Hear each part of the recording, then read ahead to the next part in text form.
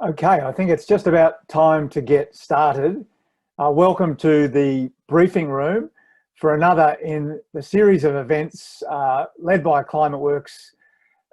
And this is a webinar entitled Retrofit for Purpose, Net Zero in the Built Environment. My name's John Thwaites and I'm the chair of ClimateWorks Australia and the Monash Sustainable Development Institute. ClimateWorks is an advisory body within the Monash Sustainable Development Institute that seeks to help the country move towards net zero emissions. And a key part of that, of course, is the building sector, and that's what we're going to be focusing on today. I'd like to start by acknowledging the traditional owners of the land where the ClimateWorks office is based, the people of the Kulin Nation, and pay my respects to their elders past, present and emerging.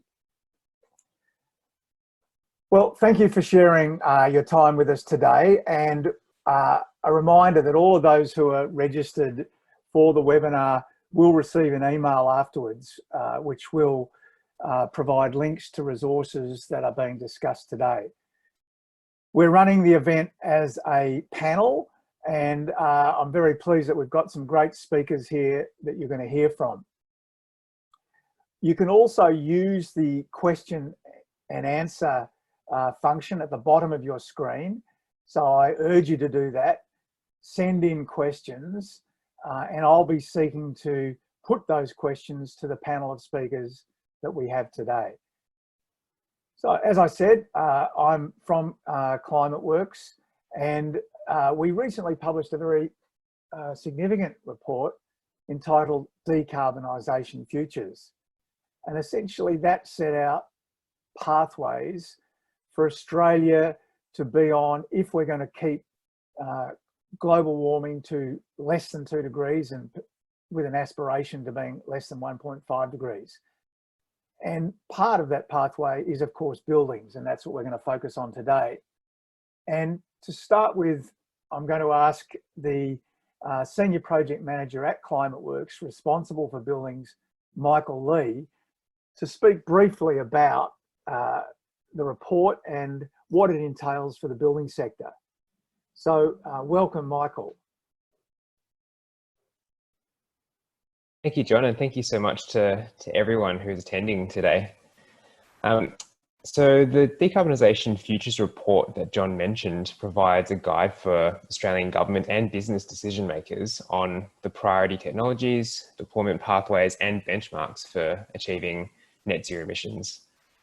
The research showed that buildings must play a key role in the transition to net zero emissions in line with the Paris Climate Agreement, and can do so using technology that's either mature or has been demonstrated at scale. Just as a reminder for those of you who aren't familiar, under the Paris Agreement signed back in 2015, the international community committed to reducing emissions to keep global warming well below 2 degrees above pre-industrial levels, with an aspiration to limit this to 1.5 degrees. According to our Decarbonisation Futures research, in order to align with 2 degrees of warming, the building sector would need to reduce its emissions by almost 2/3 by 2030 compared to today's levels. To align with 1.5 degrees of warming, emissions would need to reduce by almost 3/4 by 2030. Some of this emissions reduction would come from increased use of renewable energy to power buildings, but the modelling that we did with the CSIRO in Decarbonisation Futures showed it wouldn't be economically efficient to rely just on greening the electricity grid to decarbonise buildings. The energy efficiency of buildings also needs to improve dramatically to deliver emissions reductions in a cost-effective way. Not to mention all the health, safety and affordability benefits of energy efficient buildings. So even in our scenarios where the electricity grid is powered by up to 79% renewable energy by 2030, the energy performance of housing would need to improve by almost 50% by 2030 compared to today. And the energy performance of commercial buildings would need to improve by about 1/4. When we look at housing in particular, our modelling shows that mature and demonstrated technology can deliver energy efficiency improvements for new housing by 51 to 56% compared to housing that's built today, while the energy performance of existing housing would improve by 41 to 44%. And what these figures highlight really is the need for both building new buildings above current minimum standards and accelerating energy efficiency retrofits of existing buildings, which is the focus of today's discussion. In our Decarbonisation Futures research, retrofit solutions included upgrading lighting, hot water systems, air conditioning, insulation, draft sealing of housing, and also shifting natural gas appliances to electricity. And to give you an idea of the scale of what's needed to achieve those energy efficiency improvements, we've done some back of the envelope estimates that suggest that we'd need to retrofit around 1 million homes each year with energy efficient technology. Now that sounds like a lot of buildings to retrofit, but our modelling approach actually assumed that equipment like lighting, heating, cooling, domestic hot water is actually replaced at the end of their life with the most energy efficient technology available at that time. So what we assume is that the equipment is going to be replaced anyway. And what the modelling assumes is that that equipment will be replaced with energy efficient options. So given the technical potential is already there, really the next question for us to answer is how do we accelerate the rollout of these and other solutions to decarbonise Australia's existing buildings? And this is one of the main questions that we'll be discussing today. Thanks. So back to you, John. Well, thanks, Michael. Well, that is a key question that we're going to focus on. How do we accelerate the rollout? And to help us to answer that question, we've got two great guests. First, we've got Davina Rooney. Davina is the CEO of the Green Building Council. She's, I think, very well known to many of you, and she's certainly an authority on sustainable buildings and communities and a long-standing sustainability leader. So welcome, Davina. Joining her, we also have Jeremy Burke. Jeremy is the head of product and strategy at Impact Investment Group, where he leads on new investment product development. Jeremy was involved in the setup and running of the UK Green Investment Bank, and so he has extensive experience on the business side in scaling up energy efficiency. So I'm going to ask each of our guests to make some introductory remarks first, and then I'm going to open it up for questions. So don't forget to keep putting your questions in. So first, Davina, with your experience in business, but now with the Green Building Council, how do you see the role of buildings in this pathway to net zero?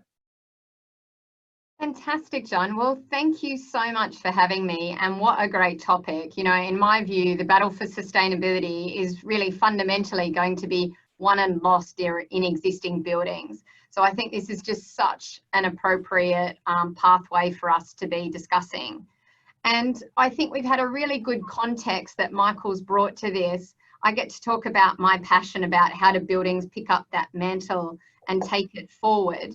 And I think one of the critical items that Michael raised is why not just renewables? When we talk about net zero buildings, obviously we're talking about highly efficient buildings powered by renewables.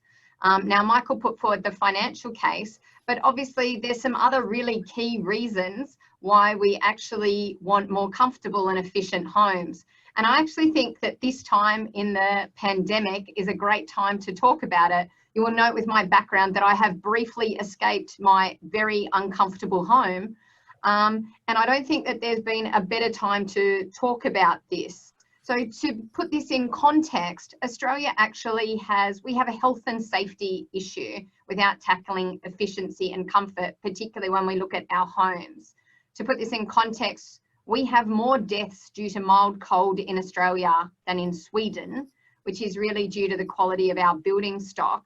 And then we have recent reports like the one coming out from the Alfred Hospital 2009 to 2016, looking at patients from Victoria presenting with hypothermia. 87% of them were found indoors. So this tells us that there's a whole lot of reasons why we would actually be efficiency focused, in addition to the very clear carbon arguments that Michael has laid out. I think one of the reasons that we step back and say, well, if this is simple, if this is relatively financially efficient, you know, using the studies from ClimateWorks, why isn't this just happening everywhere all of the time? And so spent a lot of the formative years of my career delivering energy efficiency retrofits for one of Australia's largest developers and owners, Stockland. And we're able to deliver over $100 million worth of deferred bills, over 50% reductions in intensity in our office portfolio, over 40% in retail. But I think that it's worth noting that there's actually quite a degree of technical complexity and retrofits. Or when we look in the housing sector, if you're going to drive some of those retrofits, hitting the commercial numbers that Michael referenced, I think we have an industry that's well equipped. We're leaning into that space. There's definitely more to do. But when we look at the residential space, to actually make progress, you need the holy trinity of consumer awareness, financial incentives like green mortgages, and to be frank, really clear standards. So we know that within the commercial property sector, clear standards like Neighbours and Green Star have actually driven far better performance within the stock. That backed in by the CBD program that mandates the use of Neighbours in particular in commercial buildings. We've seen tremendous rise in performance in every, whether it's by the leaders initially or whether it's those that were mandated into the program. There's now evidence that what gets measured gets managed. We know that to be the case, but we don't have a national disclosure metric for residential. So you can see how efficient your taps are, your toilets, your fridge, but the biggest investment of your life, your house, you don't have that same degree of oversight. Now, when we talk about existing buildings, I think it's also really fundamental to say that we actually need regulatory change for new buildings to help us in existing buildings.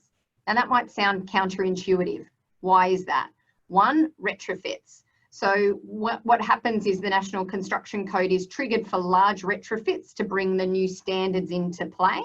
But also, really importantly, they actually set the standards by which industry benchmarks themselves and how we actually train our trades, contractors and partners for delivering works in all of these spaces. So they're really fundamental. And when we look at the trajectory that Australia is on, COAG has actually agreed to take our construction code to net zero energy by 2030.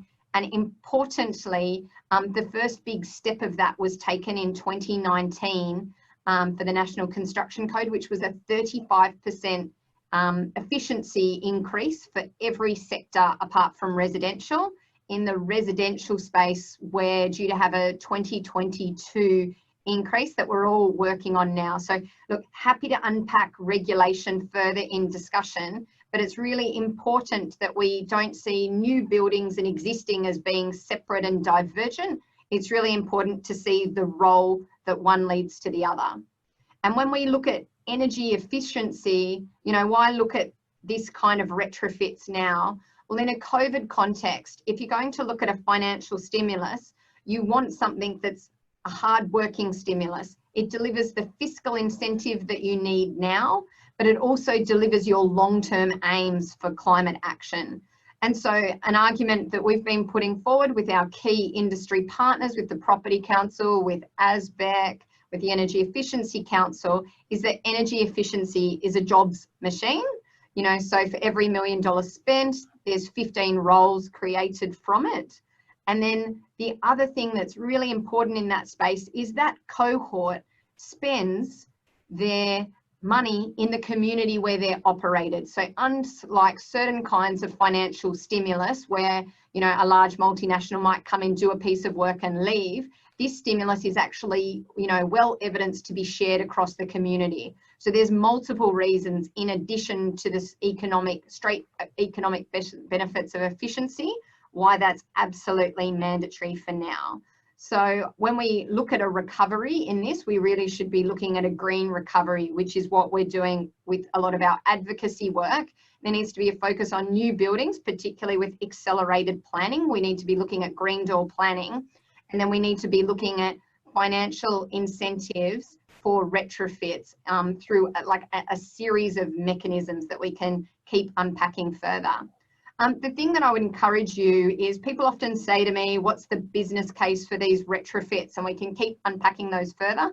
I think they're quite well understood in the commercial property space, but I'd just really love to give a call out to some of the leading work that we're seeing emerging in residential. Sustainability Victoria has done some pretty phenomenal research on existing homes across 60 houses since 2009.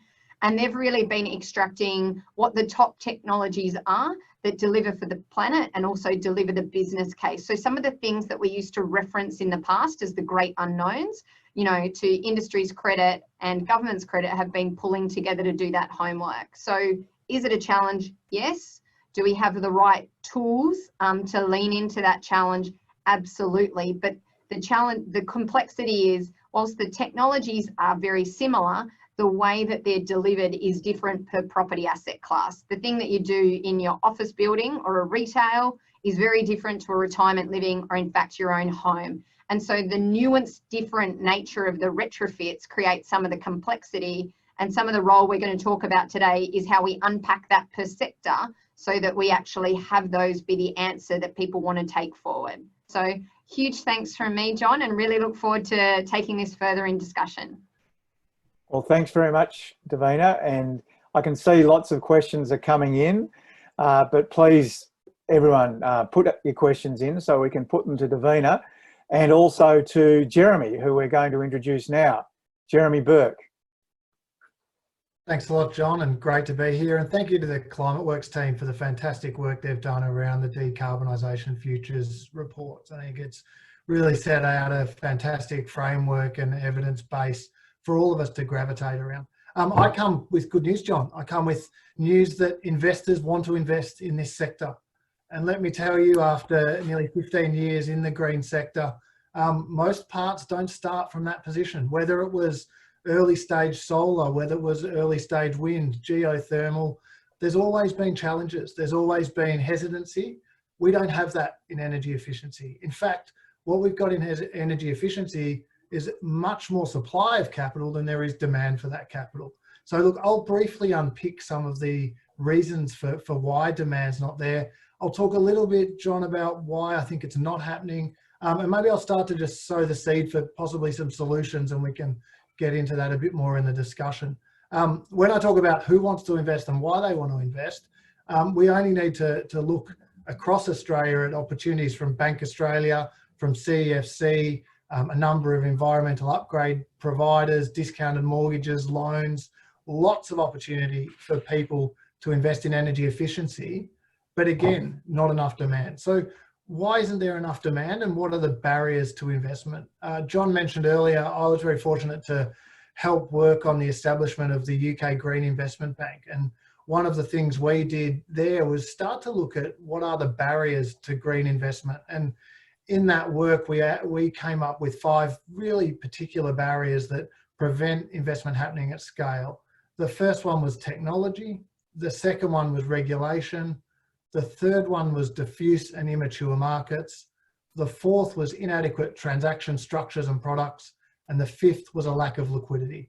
We described it in our thinking as really an onion. If you had the core in the technology and regulation being well established, you could progress out of that and immature markets can become mature. Inadequate transaction structures and products can develop so that you can invest at scale. The really pleasing thing about energy efficiency, and Davina touched on this, and she certainly knows much more than I do about this, the technology is established. The integration of the technology is established. The regulation for where you can get through the inertia is well established. Obviously, regulation can drive more demand, and I'll come back to that. What we're struggling with is these are very diffuse and immature markets. House by house, building by building, is a very difficult, time-consuming and costly way to build scale. Investors want to invest, but investors can't invest in $5,000 here, $10,000 here. We need to build bulk and we need to build scale. That's how you bring down the cost of capital. So why is it not happening? Why do we, in a country like Australia, with our the solar blessings we have, with reasonably temperate climates, what are we missing here? And I think there are some challenges that I'll draw on from international experience that sometimes we can kick ourselves a little bit too hard. We've got some really difficult challenges around a heterogeneous housing stock. everybody points to rightly the fantastic work the Netherlands does. If you've had the pleasure of wandering around the Netherlands, most of the houses look very similar. So it's easy to go street by street. We've got a very spread out way of living. We've got very low density. So actually going house by house takes a lot longer than going into medium density populations as Europe has been able to do. We also have, and I specifically call this out because it's been one of the challenges internationally, we have a lack of intervention from our governments. So we have a relatively laissez-faire approach to how markets will work. And we believe that households, small businesses, large corporates will do things simply on economic grounds. The reality is for energy efficiency, that's just not true. People won't pick up pennies and cents. They won't even pick up whole dollars. Regrettably, the UK's Green Deal was a failure because it assumed rational decision making, but it didn't respect the barriers for taking action. One of the great quotes, I think, and it comes from two amazing sources, Henry VIII and Darrell Kerrigan from The Castle, both said, "A man's home is his castle." And when it comes to energy efficiency, it really is your castle. To actually implement this, you've got to take an active decision. There's inertia, there's decision fatigue, there's complications around technology. Quite frankly, it's often just too difficult to get motivated. And anytime we talk about how we scale this up, we need to have the behavioral economics at the forefront of how we think about getting this to happen. Successful programs have understood this. We've started to see really great global examples around area by area, suburb by suburb, street by street targets and interventions. And I think as I look at the different sectors, and mentally I break them into commercial and industrial, residential, and then a subsector of residential around social housing, each of them have some unique barriers. In C&I, commercial and industrial, it's often not a major expense for most businesses. It's depending on the nature of your business, maybe it's 2%, 3%, 4% of your total expenditure. It doesn't quite make it up onto the executive thing. And as we worked our way around energy efficiency opportunities in the UK, it became a bit of a running joke that energy efficiency upgrades were always the 7th priority for the executive team. Quarter on quarter, they were the 7th priority. The paybacks were slightly too long. There was something else more pressing. And then you get into the split incentive challenge that people on this call will be very familiar with, that the business and landlords have different ambition. The business wants to get the savings. The landlord doesn't often want to invest the capital. And we know that it's often non-core. So again, we get the inertia, the decision fatigue. We also have often the deepest retrofits require a factory to close down. We need to stop a production line to retrofit into a C&I place. And that's a really difficult challenge because that all of a sudden adds an implementation risk that many other technologies don't have. In residential, big challenges around the behavioural issues, but also if we just think about investment decisions that households make, this is on par in scale with maybe buying a car. So you can buy a car by a web search and a trip to a couple of car yards. You might have a favourite. Traditionally in Australia, you might have been one of the big two was where you landed your allegiance. Here we're talking about multiple technologies, multiple visits to your house, which can be quite intrusive.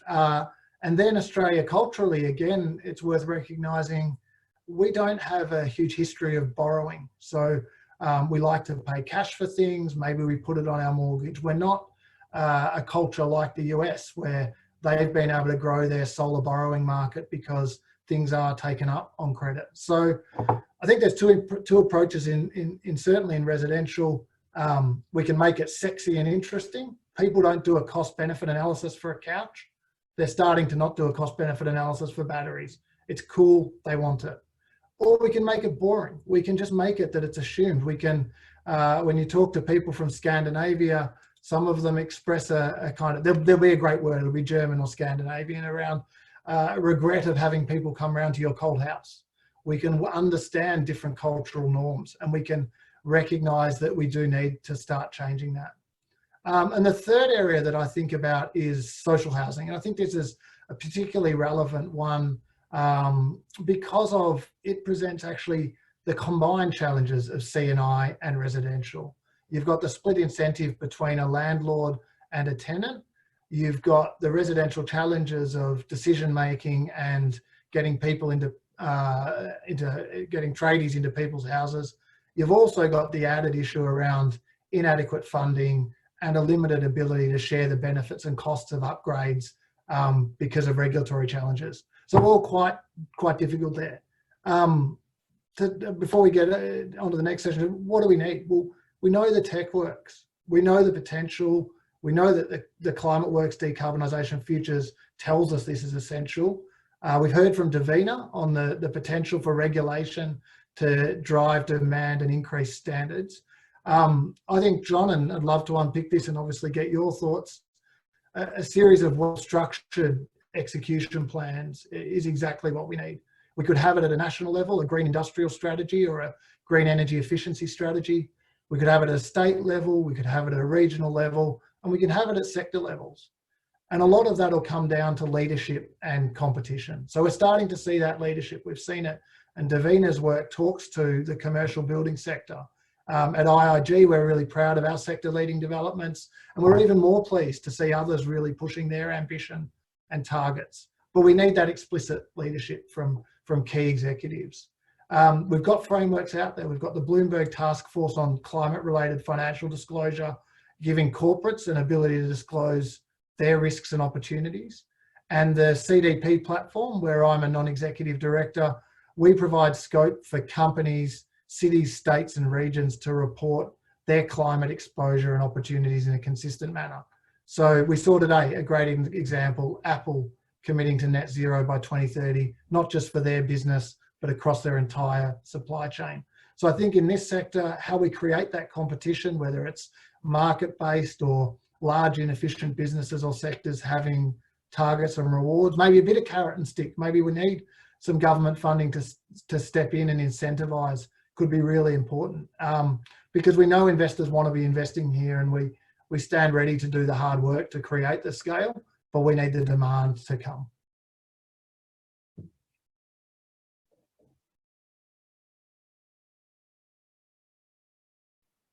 About the benefits, but I think also highlighted what are the key barriers and challenges that we face. And the first question I'm going to ask comes from Jonathan Cook, which refers to a sort of potentially a cultural barrier. So I ask you to think about this. The question is, I'm interested in the cultural, societal hurdles to retrofitting Australian homes with energy efficient technology. As a relatively recent migrant to Australia, I'm always struck by the lack of insulation and other energy efficient methods in the Australian building stock. How can we convince the public of the need for this? So if I start with Davina and then Jeremy. Fantastic. Well, I think I want Jeremy to tell me what the word in Germany is for how shameful it is to have a cold house, because, you know, I think particularly after the pandemic, when we look at some of the WWF studies about what it was that made people change their pathway to solar, we originally always thought it would be the metrics, the cost efficiency. It was the idea that you were sticking it to the man, that, you know, you were getting yourself off the grid and you were in control of your own destiny. So I think this is a really good question about cultural and societal aspects. This is one where I actually think that the new standards are really critical, because, for example, if you go into the Joneses' house and the Joneses have a really comfortable house from their new retrofit or their mandated windows, and you kind of say, what's different in your house? And then suddenly there's this culture of going into these fabulous places that are well insulated, comfortable. I think that creates the societal expectation around it. And in my view, it's why it's, you know, so important that we get new construction right. I'll be really interested to hear other panelists, but I genuinely think, as much as we all love energy efficiency in buildings, I think that it's complex enough that if you want to see scale change, lifting the minimum standards and making that standard practice in a country is actually going to be easier than a Hearts and Minds campaign. Great point, Davina. Jeremy? I think Davina's spot on there, John. I think regulation can play a crucial role here. And I think it actually needs to be at the underpinning of what are we trying to deliver. The lack of regulation means that we're allowing health outcomes to continue that really should be unacceptable in 2020. I think the heart to mind one is fascinating. I think we need to make people more aware that it's unacceptable to have leaky houses. I think we need government and not-for-profit sector organisations to come out with campaigns that talk about that. I mean, from a personal perspective, we left a rental property because it was uneconomic to stay there and stay warm. Partly, I think we need to create the incentives for residential owners and landlords to come in and do proper energy efficiency retrofits. And partly, I think the question's right. We should just recognise there is something peculiar culturally around we've built wide and we've built out of our centres and we've had an urban sprawl, and regrettably for an extended period of time we built cheaply. Wherever you go, there are houses that you look at now and think we could have done a better job, and we should, both within our new standards and our retrofits, be looking to raise the bar.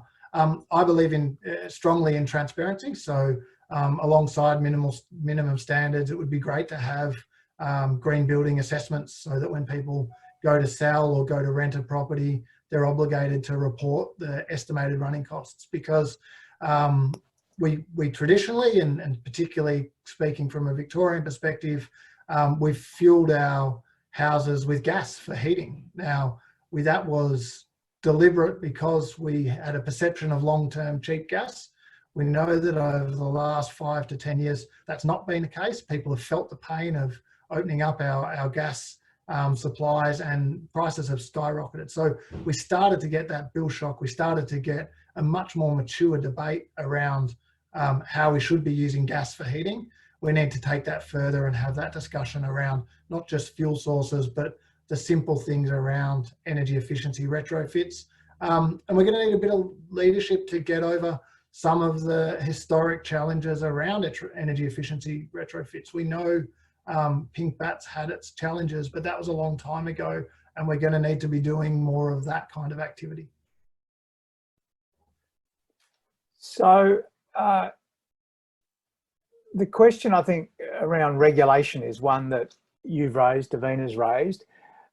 What experience can we learn from overseas about regulations that have worked to encourage retrofits or to implement retrofits? Maybe Michael, if you start with it, are you aware of any overseas programs for standards, regulations that have really worked? Yeah, thanks, John. So probably the example that's most widely cited in what I've seen is comes from the European Union, which set a directive for buildings from across the building stock in both residential and non-residential sectors to be renovated at a particular rate every year. They've actually set targets for how far those buildings will be, the energy performance of those buildings should be improved by 2020 and by 2030, and how fast those improvements should carry on every year. I think it's around about a 2 or 3% improvement every year. And what that's provided is a level of a certainty to the market on what the expectations are for the energy performance of existing building stock, which has allowed the market and the industry to have confidence in investing in programs, investing in technologies and practices that will actually improve the energy performance of those buildings.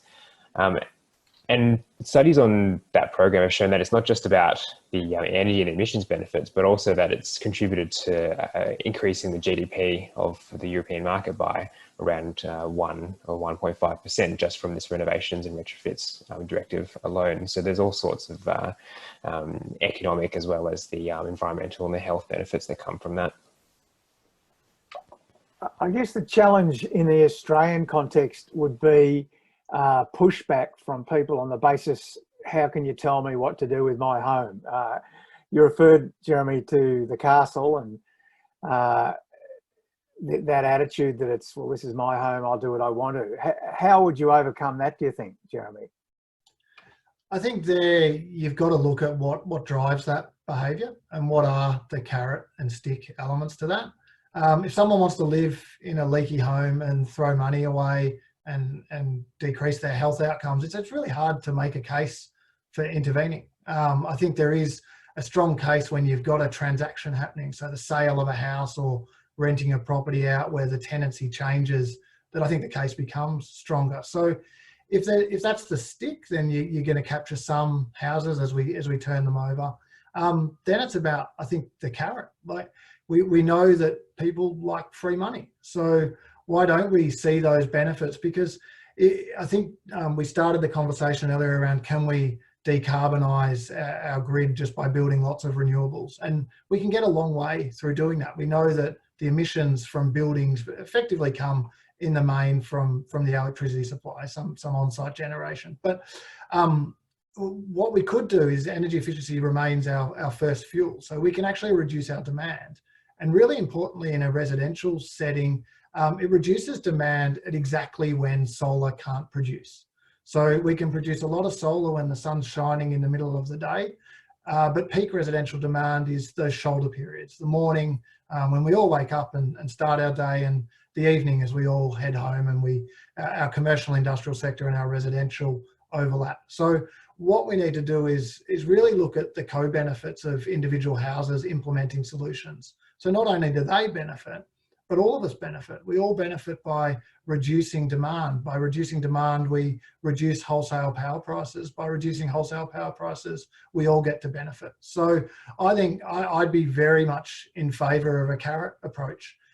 Certainly the approach that the German governments and regions have taken is not just strong targets, but free loans. So people get free or cheap loans alongside a grant. You go to a centralised website, there's a series of specific elements that you can choose which of the elements you're going to invest in. You get a voucher, you take it to your bank, and your bank gives you a free loan. So lots of ways we can use carrots, John. And also I think the carrot should extend beyond solar, because back to the sexy versus boring, solar's damn sexy, and putting in pink bats and a little seal around your door, no one's getting excited about that. But we need both, and we need not just government support for 5 to 7 year payback solar. We need government support for 8 to 12 to 20 year double glazing windows and other measures. So a bit of carrot and stick. It's pretty clear from what you're all saying is that we do need carrots and sticks, that it's not enough to expect people to act rationally, which it would be, and implement energy efficiency in their homes or commercial buildings. We need carrots in terms of those financial incentives, but also sticks in terms of the regulation. And Davina referred to retrofits and the fact that there are provisions in the National Construction Code that do have certain requirements for retrofits. But Davina, are they satisfactory, or do you think we need to look more closely at what the building regulations, the National Construction Code, say about retrofits? So I think that's a really good question, because there's quite a bit of complexity there. So there's two things that the National Construction Code says.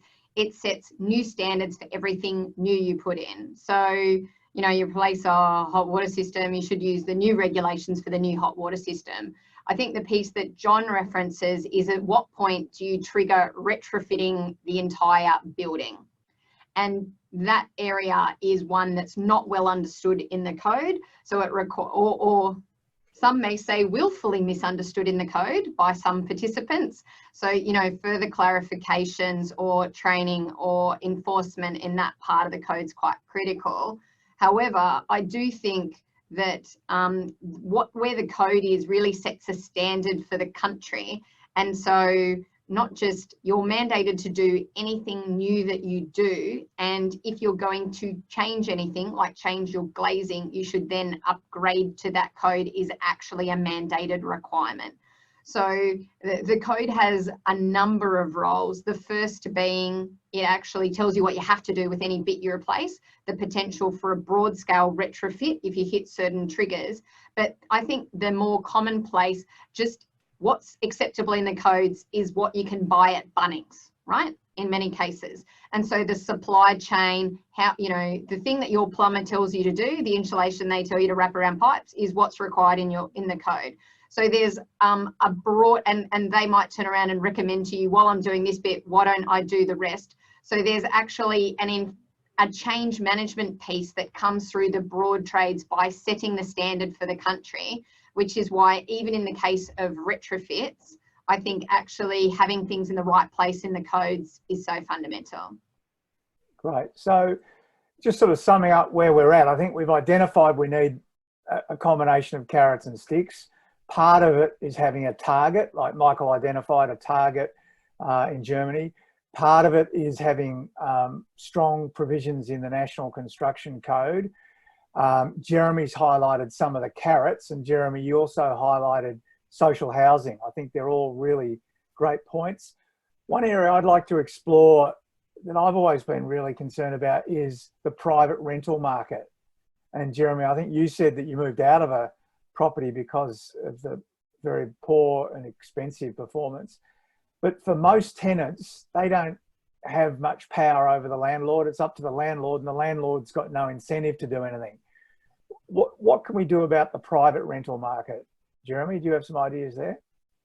Yeah, I mean, I think it's one where, I mean, minimum standards is just essential. And I think we need to change the debate from being around minimum standards solely being on energy efficiency and move that to becoming a health and healthy homes. There's just the evidence base, and certainly the work the Victorian government's doing really does talk to that. And that flows particularly into the private sector market, where the private rental market, where exactly as you say, John, there's a huge imbalance of power. And I think as that imbalance of power is recognised, the combination of carrot and stick can become much more powerful. So I think the ability to provide cost-effective loans that can have a component of them repaid by the tenants, I think there would be significant interest from private renters to do that. I think that people want to live in more comfortable houses, and they want their private rental accommodation to be a home. I think one of the things would, again, we come back to the cultural piece, longer term leases. So if we could move away from 1 year, 6 month rolling monthly leases to having a much more mature setup like they do in France, where you can have long-term leases, you can be incentivized to put in it might only be a few $100 as a renter that allows you to have a more comfortable home. Like even changing your light bulbs. Like if you're renting a place and you might be out in 6 months, you're not even incentivized to spend $50 on better light bulbs because the next place could have different fittings. So I'd be really looking at the stick being the minimum targets. We just have to do the minimum standards and targets. We have to do better there, and that needs to be recognised. And the carrots being around, particularly in the really poor places, and just recognising that really poor energy efficiency houses are a health hazard, and let's fix them.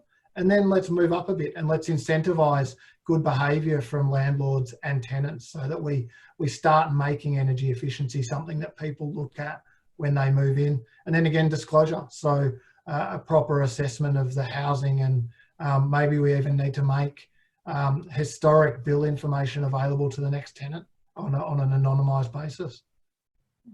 And I think they're all really good points at that sort of minimum standard. Is it worth looking at higher standards in some way? There's a question from Terence Hill here. What role does the panel see for the passive house standard, and also for microgrids at the city block scale in reaching net zero buildings? Maybe Davina, I presume some of your members are looking at some of these community developments with microgrids. Oh, absolutely. So I had the privilege of speaking to the CEO and the chair from Passive House yesterday on some collaborations we're doing in this space, particularly in housing. So I haven't talked a lot about standards that we predominantly use on new builds. You know, so we use our Green Star, Passive House is used, we integrate the two, there's Living Futures Institute, we you know, there's a lot of opportunity that we see in that space. we use a lot of in retrofit contexts or existing building upgrades. We use neighbours quite a bit, Green Star Performance. We don't see passive house used in the retrofit context anywhere near as much. Although I must say, my own house, after this experience in COVID, I have some of the passive house designers out at my place because things need to change. But I think you've really latched with that question onto the fundamentals that net zero just means highly efficient buildings powered by renewables. So there's two things we've got to break there. How do we do efficiency at scale? And some of the passive house concepts are really critical and embedded in that space. And the other is, how do we do renewables at scale? And one of the big challenges that we have is the mechanisms that we see. This is one that I think Jeremy is going to love to jump in on. The mechanisms that we see for transferring of renewables at the moment, most of the mechanisms that we see in commercial property or different asset classes work within one building site. They're usually called an embedded network. However, you can't currently run embedded networks across multiple property contexts or cross the road. It sounds like a chicken joke, but the embedded network cannot cross the road.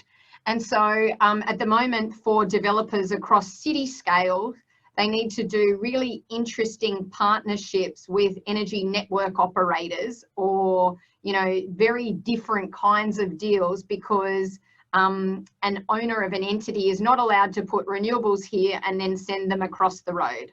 To do that, they would either need the network owner to do a specific power deal within both of them and give them permission, or they would actually need to have a private network with extraordinary certification depending on the local jurisdiction, because they're otherwise not allowed to do that. Look, Jeremy, I know this is a passion of yours. Would you like to add to some of that context? Feels like I'll take embedded networks for 100 points. Thanks, John. It's not even, you can't cross the road. You can't cross your tidal boundary, and it can't even be a wire that big.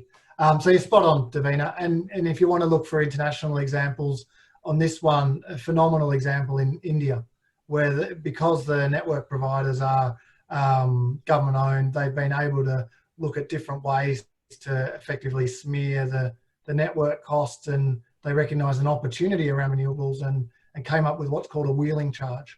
So where you're effectively wheeling through the network, you pay less than if you're just drawing down. So a great example there. And I think, Davina, particularly in the C&I space, very relevant, because commercial, industrial, large users, we know there's been studies done around how much can we actually power our cities and our economic activity by rooftop. Rooftop's really great because you can see it. Like every time you walk down the street, you see it, you get all of this kind of positive reinforcement. It's great, it's so sexy. But utility scale is where we're going to need to get the bulk of our generation, and that is simply because we don't have enough rooftops. If you go to anything that's using up a lot of power, their rooftop doesn't touch the sides of how much they're using. So Davina, you're getting into a very technical, wonky space. Thank you very much for steering the discussion there. And I think that's absolutely bang on. To your question, John, about how do we drive higher standards, I think we can kind of circle back to almost the storytelling or the cultural element. I mean, why don't we have energy efficiency rescue? Why don't we have an amazing set of mainstream energy efficiency experts bringing together a series of renovations sponsored by, I won't start naming names because it'll look like a brand endorsement, sponsored by all those well-known battery manufacturers, sponsored by Internet of Things suppliers who want to create and embed networks across our houses.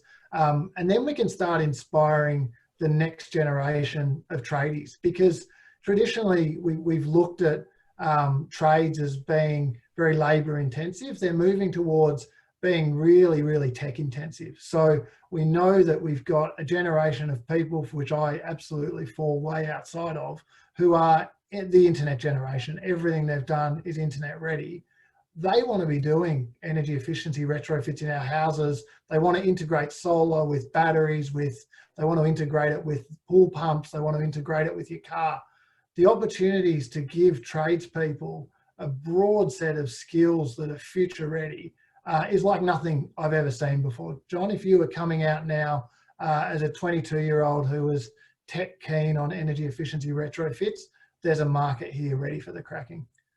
And that's one of the questions that have come up of how do we get builders and tradespeople to fit into this discussion, to understand what is available? Is it just through education? Is there, what methods, Davina, do you think with your business experience would be most successful with those builders and tradies? Procurement, a really big procurement pipeline. So sometimes I'm the most unpopular participant in a room. I'll go into a government think tank discussion. We'll say, how do I get the sector to do energy efficiency better? And I'll say, every single one of your buildings, ask for it and publicly commit you're going to do it for the next 10 years. Industry will meet you and beat you there. One of the things that's sometimes been hard is short-term programs where things jump in and out, where they're not necessarily mandated. I have been blown away at how forward-looking parts of the home building market are. Their challenge is the standards are here, the exciting net zero home we want, they're here, and the consumer thinks that they should pay this or just a tiny bit more. We need to sell the value for them, which is where the green mortgage programs, it's one of the reasons why we're going to move into the volume home market to lean in with those partners so we can create a national consumer differentiation. So they're going after the market. But the number one way, if you're a business and you want to see tradesmen and builders get better in this space, procure it. But I have not seen a single case where there's been a correct procurement clause, like a logical, I want you to go from here to here and it's possible and I'll pay you for it in a competitive tender where it hasn't actually been exceeded and brought by the market. We've got a highly innovative market. We've got to work through the demand piece. Yes, there's supply training to do, but if there's the demand requirement for it, this market will meet it and beat it every day of the week. I think that's a great point. Sorry, Jeremy. Can I just add to that? I think the Davina's spot on, can't disagree at all. But we also need to do it over the long term. One of the great successes of procurement has been the UK government creating the global offshore wind sector. They created it using reverse auctions. They created it having a multi-year horizon.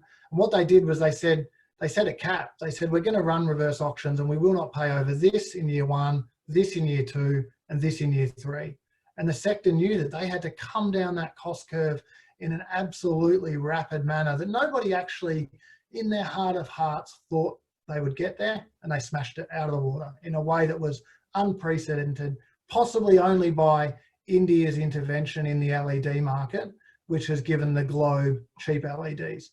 If you went out, exactly as Davina has said, and incentivised higher standards over a multi-year period, you can start to bring those costs down. You can bring the grant profile down really rapidly, not dissimilar to what Solar Homes is doing at the moment, reducing that grant on a 6-monthly or 12-monthly basis. And then the supply chain will get there, absolutely. And then once the government's incentivised it, the private sector markets will come in because we've lifted the minimum standards and we've started to inspire people to something better. Well, I think we're just about at time, so we have to wind up. I certainly take out of what you have said that government has a huge role here to set the standards, but also in procurement. I know in my own experience as Environment Minister, when we introduced the Greener Government Buildings program and we had Green Star building requirements for government tenancies, that drove the whole market. That didn't exist before. And I think the points you're making is that that's going to be a lot easier than trying to target the demand side and house by house behaviour change or business and tradie by tradie behaviour change. It's really very much about setting standards, as Victoria has done for renewable energy with its contract for difference. It intervened and set a market, and it seems that we need to do the same in buildings as well. So thank you for that. That's been a great discussion. Unfortunately, we're at time now, so can I just urge everyone to keep an eye on their emails, because we'll be sending out resources from today's session. Also, you can check out our website, climateworksaustralia.org, for more information. And if you do that, sign up to our newsletter and you'll hear more about these webinars and also these projects. Can I thank our three panelists for today's excellent discussion. Davina Rooney from the Green Building Council, Jeremy Burke from Impact Investment Group, Michael Lee, the Senior Project Manager at ClimateWorks Australia. Thanks also to the back-end team who've been great technical hosts today. We've had a very good audience today, and this is our last Decarbonisation Future events. We've held 5 over the past few months with around 2,000 people attending across the series. So thank you for joining us today, and thank you for your questions. Sorry we couldn't answer all of them, but hopefully we'll see you all again soon. Bye.